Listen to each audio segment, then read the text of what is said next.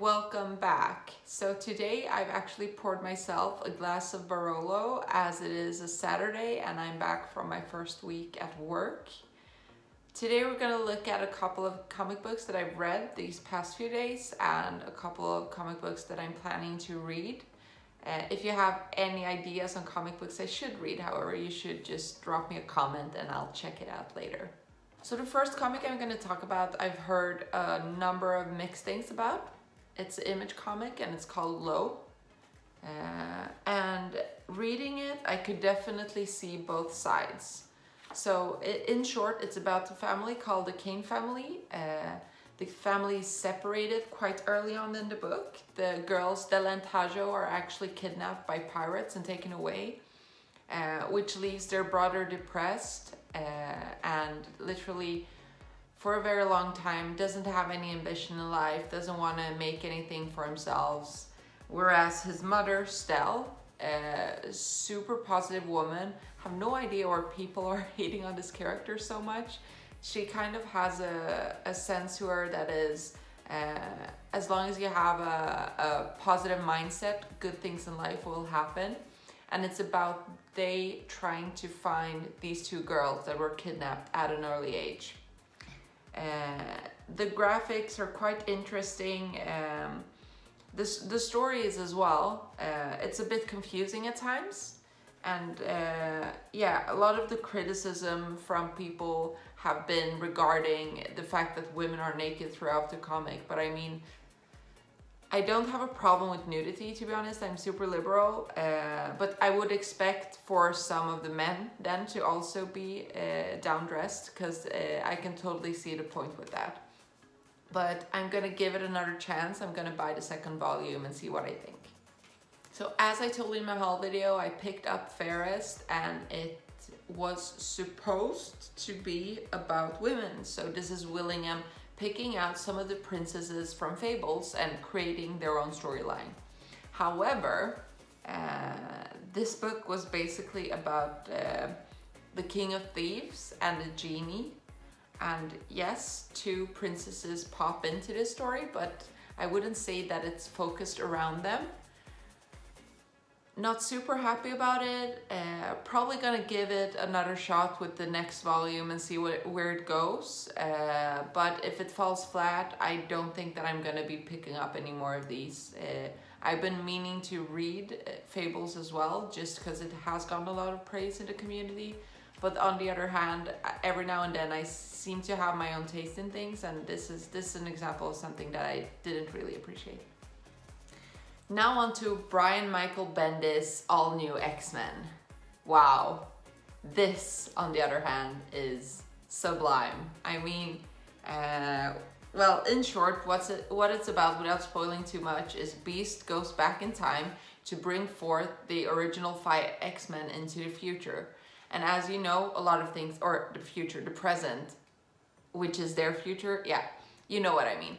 And so these guys, the originals, they kind of don't know anything, of course, about them, what has happened with themselves, and they kind of start figuring things out. For example, Angel, as you know, has turned into this super villain, and as he moves into the future, he doesn't know that about himself, so he's being kind of confused about why people are not talking about what happened to him. Also, Scott is, I mean, I know that he's evil, but in my book he isn't that evil yet, because he hasn't really done those types of mean things. But that as well is about Scott exploring where his character is going. It's a lot about the interpersonal things between characters, and I think that this is such a good fit for Bendis.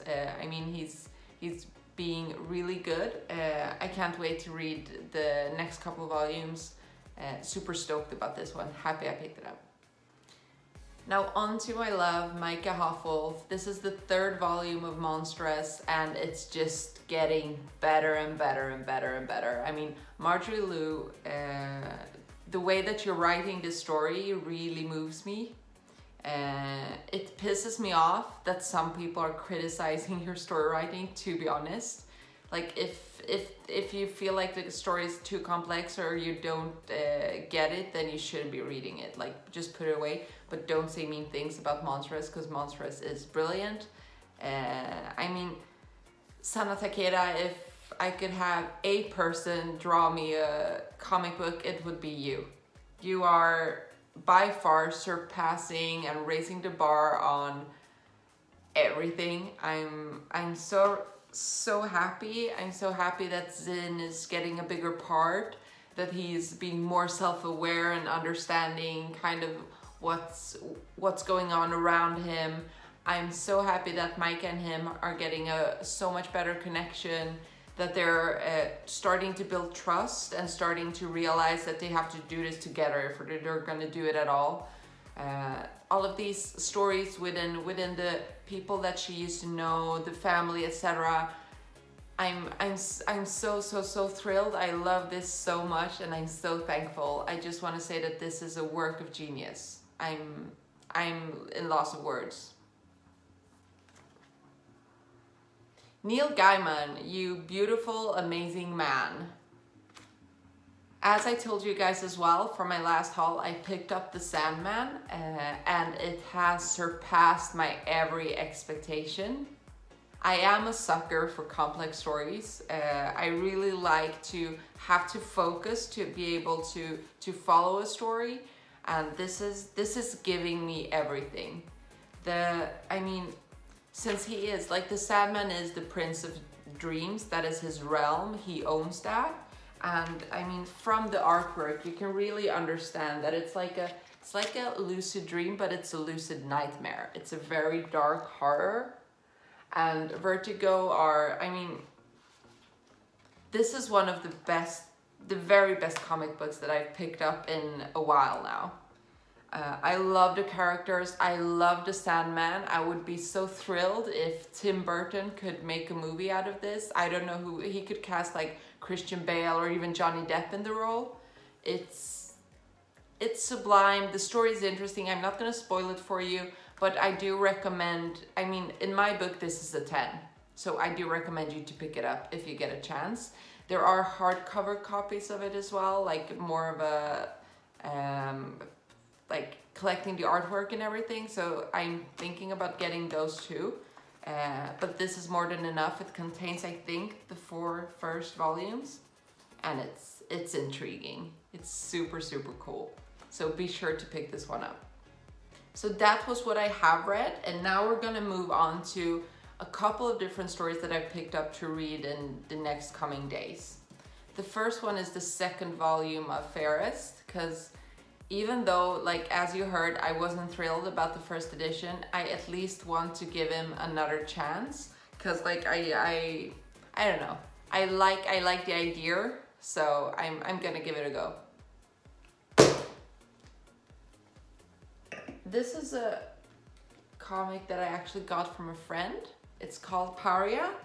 I haven't seen it reviewed, I haven't heard anything about it yet, so I'm quite keen on getting into it to try to see if I enjoy it or not. It's about engineering, so it should be a great fit, right? I'm totally feeling the X-Men vibe, so I actually also picked up these two. And these are the Amazing X-Men. The first one is the Nightcrawler edition, and the second is World War Wendigo. I've been missing reading about the X-Men. I felt that for a long time people were having a hard time portraying them in a good way. But as I read this last one by Bendis, I feel like, okay, it fits some people better to write about them, and I hope that this is gonna be like that as well, because I really miss the X-Men. I want to read them. I like their narrative, their story, and I'm hoping that this is gonna be good.